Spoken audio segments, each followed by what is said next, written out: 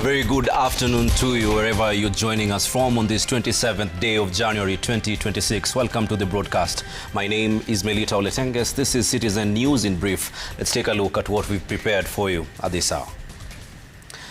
Now, the Independent Electoral and Boundaries Commission, IEBC, says legal and financial constraints, including the pending determination on the credibility of the 2019 Census Report by the courts, could undermine its readiness for the 2027 polls.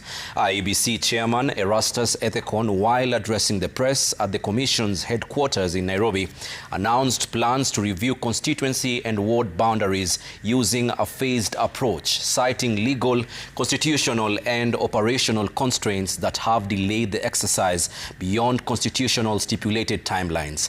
Seth Olale with the latest update on election preparedness. The delayed boundary delimitation by IEBC has now exceeded the required review timelines of between 8 and 12 years, posing a serious legal constraint ahead of the 2027 general elections. The last review ought to have been concluded by 2024. According to the Constitution, boundary delimitation should be completed at least 1 year before a general election, a timeline IEBC has already missed. We have challenges in terms of meeting those constitutional timelines, and I've explained the factors that led to that. The absence of the commissioners to undertake the policy decisions and oversight around the boundary review. In a bid to salvage the situation, Ethekon said the Commission has opted for a phased and legally cautious approach, describing it as a defensive strategy aimed at safeguarding preparations for the next general election.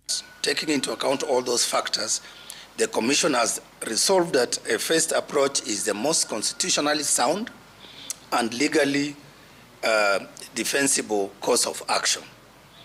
And therefore, this approach will enable us, as the Commission, to meet our constitutional obligations on boundary reviews by helping us to advance our preparatory work while also monitoring the outcomes of the litigation processes that are currently pending before court. Asked whether failure to meet the stipulated delimitation deadlines would pose a legal threat on the 2027 election outcome, there is that possibility. We can't preempt it. You know, Kenyans, we are a very litigious society.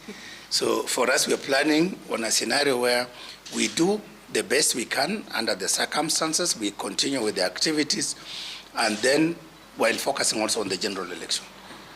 After that, then we will resume and proceed to complete maybe within a year or even later or two.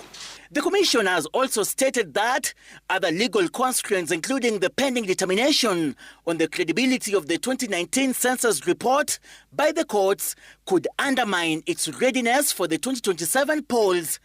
The 2019 census is a matter that is in court, and yet the Commission requires that data for us to publish what is called a preliminary report of boundary delimitation, and for us to publish a notice of intention to delimit electoral boundaries. And in the absence of that data, in the absence of that report, then we cannot be, our hands are tied and we cannot progress.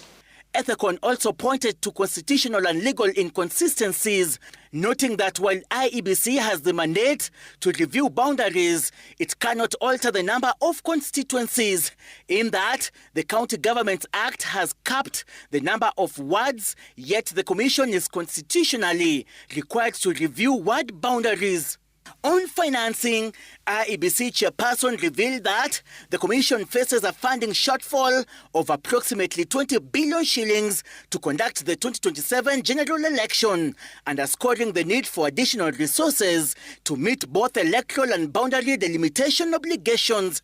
We have been allocated 41 billion Kenya shillings, and we have a deficit of 22 from the overall budget we are anticipating to receive.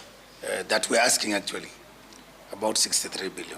Even as the IEBC finds a solution for overcoming the restraint setbacks it is experiencing, including litigation, it is hoping to enroll its mass voter registration as well as address some of the queries raised by the united opposition ahead of the 2027 general election.